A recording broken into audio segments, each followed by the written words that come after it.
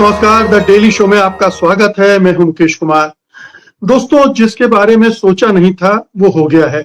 अमेरिकी राष्ट्रपति Donald Trump अपने जिगरी यार नेतन्याहू पर बुरी तरह भड़क गए। उन्होंने नेतन्याहू पर गालियों की बौछार कर दी, उन्हें पागल कहा। ट्रंप ने फोन पर नेतन्याहू से कहा कि सब तुमसे नफरत करते हैं और इजराइल से भी नफरत करते हैं। उन्होंने याद दिलाया कि अगर उन्होंने न बचाया होता तो वे जेल में होते। क्या उनकी गालियों का असर नेतन्याहू पर पड़ेगा? अंतर्राष्ट्रीय मामलों के जानकार प्रोफेसर मुक्तदर खान हमारे साथ हैं, तो आइए उनसे ट्रंप के गुस्से को समझते हैं। आपका स्वागत है कार्यक्रम में प्रोफेसर खान। जी मुकेश जी, आपके सुनने वालों को मेरा सलाम, नमस्ते जी। मेरा सीधा सा सवाल है, नेतन्याहू को गाली गलौज कर रहे हैं ट्रंप, ये क्या हो गया उनको? देखिए सर, एक हिंदी का एक लफ्ज है मुझे बहुत पसंद आता है, उसको कहते हैं नौटंकी। तो ये नौटंकी है, दिस इज नथिंग। जब जो बाइडेन प्रेसिडेंट थे तो उन्होंने जो जेनोसाइड गाजा में हुआ है वो उसका असल और पूरा सुपरविजन अंडर जो बाइडेन हुआ है। लोग भूल जाते हैं कि तकरीबन 90% of the violence was when Joe Biden president थे। ट्रंप आने के थोड़े दिन के बाद वो बंद ही हो गया और ट्रंप ने वाकई में सीज फायर करवाया। एटलीस्ट वो इंटेंसिटी से वायलेंस नहीं हो रहा है गाजा में जो पहले हो रहा था। लेकिन बाइडेन के जमाने में मुसलसिल हथियार जा रहे थे, $17 बिलियन के हथियार वो जाते आते तोहफतन दे के चले गए। और ये शख्स जिसको मिस्टर एम्पैथी कहते हैं अमेरिका में, जो बाइडेन को, तो जो बाइडेन ने बार बार एक फ्रेज इस्तेमाल किया था कि I have iron clad support for Israel. Iron clad यानी लोहे का जैसा, उसका किसी भी चीज के लिए, ये आदमी 60 साल पॉलिटिक्स में था, उसने किसी चीज के लिए आयरन क्लैड सपोर्ट नहीं था इजराइल के लिए। तो 2 बार जब बहुत पब्लिक ओपिनियन इसके खिलाफ हुआ तो एक बार उन्होंने क्या किया, टेलीफोन मार दिया नीचे नेतन्याहू और प्रेस को कह दिया कि इतने नाराज हैं कि टेलीफोन काट दिया इन्होंने। दूसरी बार एक प्रेस रिलीज आई थी, वो भी एक्सियोस के थ्रू ही आई थी, कि नेतन्याहू को गंदी गंदी गालियां देकर रेफर करते हैं जो बाइडेन, लेकिन वो तो मुंह पे नहीं, वो प्राइवेट में देते थे। तो ये मीडिया मैनेजमेंट है। मतलब देखिए, ये हम एक अजीब से दौर से गुजर रहे हैं कि ये दौर ऐसा दौर है जहां पे democracies have been replaced by oligarchies और बहुत बड़े बड़े बिलियनर्स हैं। अगर आप जाके फेरिस्त देखें जो टॉप बिलियनर्स हैं जो पॉलिटिक्स में पैसे खर्च करते हैं। मैं एक रैबाई से बात कर रहा था, बहुत पुरानी बात है, उनको मैं मस्जिद लेकर आया हमारे, और उनसे कहा कि भाई आप हमको भी सिखाए ये कि पॉलिटिक्स में कैसा इन्फ्लुएंस हासिल किया जाए अमेरिकन पॉलिटिक्स में। तो मैंने कहा आपके पास 45 मिनट है और 45 मिनट के क्वेश्चन एंड आंसर्स है, पब्लिक बड़ी उतावलू है आपसे सवाल पूछने के लिए। तो उसने कहा नहीं, मुझे 2 मिनट चाहिए, उसके बाद 1.5 घंटे की सवाल जवाब। तो उसने कहा कि 3 चीजें करना चाहिए to have influence in American politics: early money, early money, early money. तो ही सेड कि बंदा सोचने से पहले से पैसे दे दिया करो पॉलिटिक्स में। तो ट्रंप को इतना पैसा मिला है, इतना पैसा मिला है, आदमी इज अनसेशिएटेड। मिरियम एडल्सन ने उसको $250 मिलियन दे चुकी है और उसको डायरेक्टली इन हिज कैंपेन। फिर रिपब्लिकन्स को अलग, पीटर थील नाम के एक बिलियनर है, खुद इलॉन मस्क ने 240। तो ये लोग जो इजराइल के सपोर्टर्स है, we are living at a period जहां Israel has lot of billionaire supporter, और उससे वो अमेरिका और वेस्टर्न सोसाइटी की, आप कह सकते हैं, जमीर को खरीद लिया है, बेजमीर कर दिया है इस सोसाइटी को। ये सोसाइटी जो ह्यूमन राइट्स की बात करती है, ये सोसाइटी को जेनोसाइड सपोर्टर्स बना दिया है। तो डोनाल्ड ट्रंप, लेकिन क्या ईरान पर हमले के बाद थोड़ा सा बदला नहीं है लोगों का मिजाज? जी, आपको याद होगा कि मार्को रूबियो ने कहा था, जब उनसे पूछा कि आपने ईरान पे हमला क्यों किया जब आपको पता है कि ईरान इज नॉट थ्रेटनिंग, तो इसे इजराइल ने कहा कि हम हमला कर रहे हैं ईरान पर, तो उसका जवाबी कार्रवाई ईरान हम पे करने वाला था, यानी अमेरिका के जो बेसेस है, इसलिए हमने कर दिया। तो ईरान कि जंग में इजराइल ने इनको बुली किया है और को खींच के ले गया, तो ये खुद जानते हैं, इनकी हिम्मत नहीं है कि पब्लिकली इसकी निंदा करे। तो डोनाल्ड ट्रंप का प्रॉब्लम यह है कि वो फंस गए हैं। वो कह रहे थे कि 4 या 6 हफ्ते में जंग खत्म हो जाएंगी, और उनको अब पता भी चल गया। देखिए, अगर जंग आज भी रुक गई तो वो 112 से 93 तक आएगा तेल, लेकिन 93 से 68 को वापस नहीं जाने वाला वो। It will take a year और 2 फॉर इट टू गो, और मे नॉट गो। और मैं आपके भारतवासियों को खबर ये भी दे दूंगा कि आपका उतरेगा नहीं। यहाँ पे इंटरनेशनली कितना भी उतरे, इंडिया में उतना ही रहेगा, क्योंकि याद है 2014 में भी तेल इतना कीमत, इंटरनेशनली इट वाज एट 105, लेकिन इंडिया में तो वो 70 रुपीज पे था, अब 97 हो गया।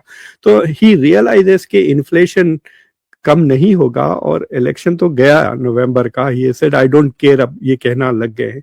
तो मुझे लगता है कि वो फंस गए हैं। He wants to end this war, वो दूसरी चीजों पे जाना चाह रहे हैं। वो he is not, he wants to be on winning wicket कहिए, अब ये लूजिंग विकेट पे खेल रहे हैं। He wants to get out, he wants to change the venue, बदलना चाह रहे हैं, वो दूसरी जगह जाकर खेलना चाह रहे हैं। गाली गलौज भी इसीलिए कहा कि की है उन्होंने। हाँ, गाली गलौज का is for the public effect के लिए। देखिए, जो उन्होंने बातें की हैं वो नॉर्मल कॉन्वर्सेशन में अमेरिका में इस तरह की बातें करते हैं, ही इज एफिंग क्रेजी, लेकिन उसमें 2 बातें जो रिपोर्ट आ रही है वो दे आर इंटरेस्टिंग। कि एक तो इनग्रेटिट्यूड की बात की कि तुम एहसान फरामोश is the best way of translating in Urdu, कि हमने आपके ऊपर इतने एहसान किए और आप बगावत हमसे कर रहे। एक वो था, और दूसरा जो उन्होंने कहा कि इसलिए तुमसे और इजराइल से सारी दुनिया नफरत करती। That is a very serious thing to say, क्योंकि यहाँ पे तो अगर आप कहे कि आपको इजराइल से नफरत है तो आप एंटी सेमेट हो जाते। इजराइल कुछ भी कर ले, आप उसकी निंदा कर नहीं सकते अमेरिका में। बट आई थिंक ट्रंप का प्रॉब्लम यह है कि ही हैज रियलाइज्ड कि मैंने अपनी गलती से नेतन्याहू के बातों में आकर ईरान को 1 से नहीं 2 लेवरेज दे दिए। जो पहले जो लेवरेज था जंग से पहले, एक न्यूक्लियर एनरिचमेंट कैपेसिटी, दूसरा ऑलरेडी एनरिच्ड यूरेनियम जो तकरीबन 450 450 किलो वो था, और तीसरा जो उनका लेवरेज था वो प्रॉक्सीज थे। अब इन्होंने हॉर्मुज भी तोहफा में दे दिया उनको, अब 4 लेवरेज हो गए। अभी ट्रंप की बात, मुझे नहीं लगता कि ट्रंप को ये बात समझ में आई, बट मुझे लगता है कि ये जो नेगोशिएशंस चल रहे हैं ये भी ईरान का एक लीवर बन गया है, कि ईरान उसको नल ऑफ ऑन करके ना ये ट्रंप को मैनिपुलेट करेंगे। तो जो उन्होंने कह दिया कि हम आपसे बात भी नहीं करेंगे, और पाकिस्तान को भी छुट्टी दे दी, उन्होंने सस्पेंड कर दिया कि भैया इनके मीडिएशन के थ्रू भी हम नहीं करेंगे, यानी जो आप टेक्स्ट भेज रहे हैं we will not do on that जब तक आप इजराइल। और ईरान जानता है कि Trump can not control Netanyahu, क्योंकि नेतन्याहू ने जो बयान दिए फोन कॉल के बाद, तो नेतन्याहू के last words were okay do what needs to be done, ये कहा उन्होंने ना नेतन्याहू। उसके बाद उन्होंने कहा कि अमेरिका वही कहेगा जो हम कह रहे। तो he is not changing and backing down domestically, आप कह सकते हैं। तो मुझे लगता है कि this is one way of trying to manage.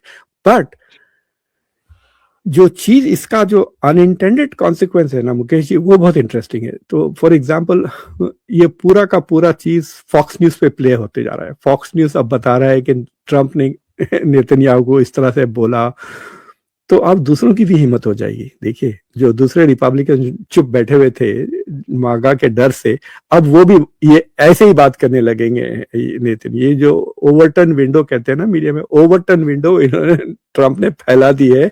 अब it has become okay to say कि नेतन्याहू इज क्रेजी, और ये इस वजह से इसराइल से सारी दुनिया नफरत करती है। ये तो मैं तो छोड़ूंगा नहीं, मैं अब हमेशा कोट करते रहूंगा, like president Trump says that the whole world hates Israel, there must be some reason for that. तो अब ये चीजें आसान हो गई है बोलना, और दिस इज अनदर ब्लो। और मैं अभी रॉबर्ट पेप नाम के एक प्रोफेसर है यूनिवर्सिटी ऑफ शिकागो के, वो काफी लिंक्डइन पे काफी कमेंट्री देते रहते हैं, एस्केलेशन लैडर वगैरह। तो वो कह रहे थे कि ईरान के पास, ईरान का जो बढ़ता हुआ पावर है उसका ये निशानी है कि उसने नेगोशिएशंस रोक दिए। देखिए, अभी कॉमन सेंस ये कहती है कि जो कमजोर पार्टी है that is desperate for cease fire, right, लेकिन ये तो ब्लफ कर रहा है ना ईरान इनको कि हिम्मत है तो तोड़ दो, सीज फायर, आ जाओ लड़ लो, यही कह रहा है ना। और एंड दे आर बेटिंग कि Trump will not do it. वो बेट ईरान के दिमाग में, उनकी कंक्लूजन ये है। और एक चीज इंटरेस्टिंग सामने आई है मुकेश जी, कि Iran is behaving like a democracy and US is behaving like a dictatorship. देखिए, घड़ी में तोला घड़ी में माशा कहते हैं ना। ट्रम्प जब चाहे जब बदल रहे, कभी भी कुछ भी बदल दे रहे। तो जब उनके पास से, ईरान के पास से अग्रीड अपॉन डॉक्यूमेंट आता है, ट्रम्प उसको वहां का वहीं चेंज कर देते हैं और फिर वो वापस चले जाता है, आसिम मुनीर उनको भिजा देते हैं। बट ईरान में देन नेगोशिएशन शुरू हो जाते हैं between IRGC and the presidency, between the office of the Khomeini. तो उनको 2-3 दिन लगते हैं to get back because they are having deliberations. यानी that is a deliberative government है इनकी, इंस्टिंक्टिवली कहिए या विम्सिकल गवर्नमेंट हो गई है। तो ये बात अभी तक किसी ने रियलाइज नहीं किया कि America is behaving like a dictatorship, Iran is behaving like a deliberative democracy, कि इसलिए वहां से वक्त लग रहा है। एक सवाल, आपने 4-5 लीवरेज की बात की, मुझे तो लगता है अब एक लीवरेज लेबनान भी हो गया है। अब ट्रम्प पर प्रेशर है कि वो कंट्रोल करें इजराइल को। केवल अगर इतना सब कुछ बोल गए हैं और अगर नहीं रुकता है इजराइल तो और उनकी फजीहत होगी। सर, अगर आप वो जंग के फैक्ट्स फिगर्स देखें तो हिजबुल्लाह ने 27 इजरायली सोल्जर्स को मार दिया और वो मुसलसिल इजराइल की IDF के हेडक्वार्टर्स को वो बमबारी कर रहे हैं दिन भर। तो जितना डैमेज हिजबुल्लाह ने किया है इजराइल का इस जंग में, उतना डैमेज ईरान ने अमेरिका का नहीं किया। वो 13 पे ही अटका हुआ है नंबर कैजुअलिटीज का, और इंजरीज भी नहीं हुए पिछले कई। तो so there is no fatalities, no casualties. तो ट्रम्प के ऊपर वो जो human cost of human life का जो प्रेशर था वो पड़ा ही नहीं इस जंग में, लेकिन इजराइल पे पड़ रहा है क्योंकि Hezbollah is killing a lot of people. इसलिए तो वो तिल मिलाकर और हमला किए जा रहे हैं कि मैं क्या कब तक मारते रहूंगा, फिर भी वो इट इज नॉट डिसअपियरिंग। वो वापस, because Israel is not killing targeting Hezbollah, वो बस लोगों को मार रहा है, सिविलियंस को मार रहा है। तो उसने अभी तक तकरीबन 3700 लोगों को मार दिए। There are more deaths in Lebanon than Iran. मतलब इंटेंसली अगर आप कहें तो डेथ वैल्यू में ये लेबनान की जंग has become bigger in terms of casualties, लेकिन it is, I think it's not hitting Hezbollah, इसलिए वो वापस जवाब पे जवाब चल रहा है। तो डोनाल्ड ट्रंप का जो आखिरी ट्वीट आया इस मुद्दे पर, उन्होंने कहा कि मैंने नेतन्याहू से फोन पे बात की और जो नेतन्याहू कल बेरूत पे जो हमला करने वाले थे वो रोक दिया है और वो फौजें वापस जा रही हैं। That's what Trump is saying, they are going back. लेकिन उन्होंने हिजबुल्लाह से भी निगोशिएट किया एंड ट्रंप खुद लिख रहे हैं कि हिजबुल्लाह हैज अग्रीड कि अगर ईरान हम पे हमला नहीं करेगा तो हम भी हमला नहीं करेंगे। ये एक इसमें खास बात और कही जा रही है कि ये पहली बार है कि किसी अमेरिकन प्रेसिडेंट ने हिजबुल्लाह से बात की है, चाहे वो इंटरमीडिएट के जरिए की हो। अच्छा, जो लफ्ज उसने किया रिप्रेजेंटेटिव इस्तेमाल किया है, इंटरमीडिएट या वैसा नहीं है। रिप्रेजेंटेटिव तो स्टीव विटकॉफ भी हो सकते हैं वो जैरेड कुशनर तो रिप्रेजेंटेटिव है ना, ये has no position in the government. तो ये जो चीजें हो रही है, इट इज लाइक अ, मतलब it is not going according to plan. अगर मैं समराइज कर दूं डोनाल्ड ट्रंप के लिए, this is not going according to plan. देखिए, ये पहली बार नहीं है, ये अफगानिस्तान गए, जब अफगानिस्तान की जंग हुई थी, आई मस्ट से कि I was also a supporter of US invasion. मुझे अच्छी तरह से याद है, मैंने पेंटागन में पहली बार 14 4 स्टार जनरल्स के सामने तकरीर की थी और मेरी तकरीर में मैंने ये कहा था कि बिन लादेन को पकड़ो, वो जो फुटबॉल ग्राउंड था ना जहाँ पे वो लोगों की गर्दनें अलग करते थे, वहां पे इसको लटकाओ और वापस आ जाओ। That is what we should do, we should go there, find bin Laden, hang him and come back. ये गए नेशन बिल्डिंग करने के लिए। एक बार, मतलब मैं इतना इन्वॉल्व था, मुझे याद है कोई सुनता ही नहीं थे एकेडमिक्स की ये लोग बात, पता नहीं किसकी बातें सुनते हैं और गलत फहमी में फिर 20 साल लगा दिए। अब तालिबान स्टिल इन चार्ज, अब तो वो मजबूत भी हो रहा है, रशिया के साथ डील्स कर रहा है। इराक में वही हुआ, इराक में भी फेल हो गया। ये पिछले इस सेंचुरी में अमेरिका के सारे मिलिट्री एडवेंचर्स फेल हो गए। तो व्हाई डिड दे थिंक कि जो सबसे बड़े टारगेट के पीछे ये गए वो आसान रहेगा? आई मीन कॉमन सेंस की बात है। मैं हमेशा कहता हूँ, दावा है मेरे से फोन पे बात कर लो, मैं आपके बिलियंस ऑफ डॉलर्स बचा दूंगा। मैं साफ कह देता था, you failed in Afghanistan, you failed in Iraq, why do you think you will succeed in Iran? Simple सवाल था ये। जी। क्या लग रहा है कि मैं अगर वापस लौटूं तो ट्रम्प जी यहाँ पर रुक जाएंगे, या फिर आपको लगता है कि अमेरिका और इजराइल के रिश्तों पर अब तनाव बढ़ता जा रहा है? देखिए, Iranians are not losing their cool. Iran ऐसी मुफ्त में, पहले तो चीज ये होगी कि हॉर्मुज खुली जाएगी, और ईरान ये मुफ्त में नहीं करेगा। बीच में खतर ने गड़बड़ कर दी है। खतर के पास जो $6 बिलियन फंसे हुए हैं, वैसे मैं आपके सुनने वालों को बताऊं कि ईरान के $7 बिलियन इंडिया के पास है। $7 बिलियन, हाँ, जो इंडिया ने अभी तक उसका जिक्र भी नहीं किया। तो वो जो $6 बिलियन खतर के पास है, they were suppose to have released it by now, ये एज ए प्रीकर्सर। तो खतर ने उसको रोक लिया है at last minute. That must be irritating the Iranians. तो नेक्स्ट टाइम में वो कुवैत के बजाय वो खतर पे ना मार दे वो rocket. So what Iran wants कि ये 6 बिलियन तो आप हमको दे दो, और आप थोड़े सैंक्शंस कम करें, तब हम स्टेट ऑफ हॉर्मुज खोलेंगे, और आप उसके बाद आप ब्लॉकेट खोल दें। That is one thing. तो what Iran will do is कि ये हॉर्मुज को खोलना ही वो 1 आध महीने तक एक्सपैंड कर देगा। उसके बाद वो नेगोशिएशन शुरू करेंगे न्यूक्लियर डील की, जिसके 2 महीने या उससे भी ज्यादा लग सकता है।